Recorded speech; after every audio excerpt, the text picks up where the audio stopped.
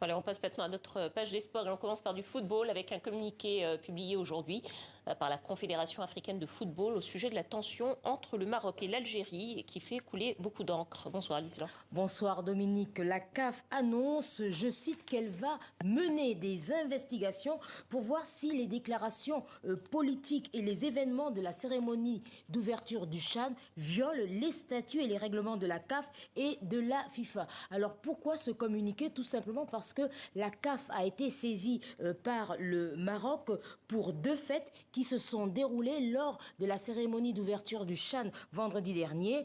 Tout d'abord, elle estime que ses supporters ont été, durant cette cérémonie, victimes de racisme et elle dénonce les propos de Zélie Velile Mandela, petit-fils de Nelson Mandela, qui a déclaré, je cite, « Nous ne devons pas oublier qu'une dernière colonie est présente en Afrique, le Sahara occidental », des propos qui ont été considérés comme une nouvelle provocation donc par le Maroc, absent, comme on le dit ces derniers jours, de cette compétition pour n'avoir pas obtenu d'Alger l'autorisation de survoler son territoire. La tension monte donc entre les deux pays et à ce jour, en ce moment, la CAF ne donne toujours pas de date pour les conclusions de cette enquête. Et puis toujours à propos du Tchad, Lise-Laure, l'arrivée en Algérie de Samuel Eto'o, où il n'a pas que des amis, on peut dire ça comme ça. Oui, on peut dire ça comme ça, mais après les dernières images, effectivement, à Doha, du président de la FECAFOOT, la Fédération camerounaise de football, qui avait, souvenez-vous, répondu violemment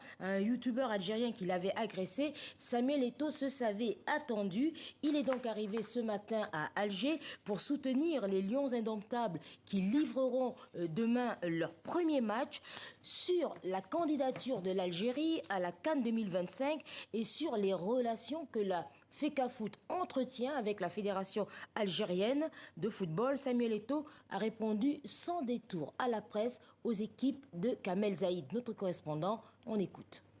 Quand vous vivez en famille, il y a des moments de haut, il y a des moments de bas. Mais la famille, elle reste. C'est notre histoire, nous allons l'assumer et continuer et aller au-delà. Ces deux peuples passionnés qui aiment le foot. Et moi, je ne trahis jamais mes amis. Je trahis jamais mes amis. L'Algérie a été aux côtés du Cameroun.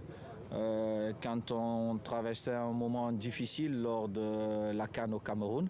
Et il est du devoir du président de la Fédération camerounaise de football, en retour, d'être du côté du président de la Fédération algérienne de football.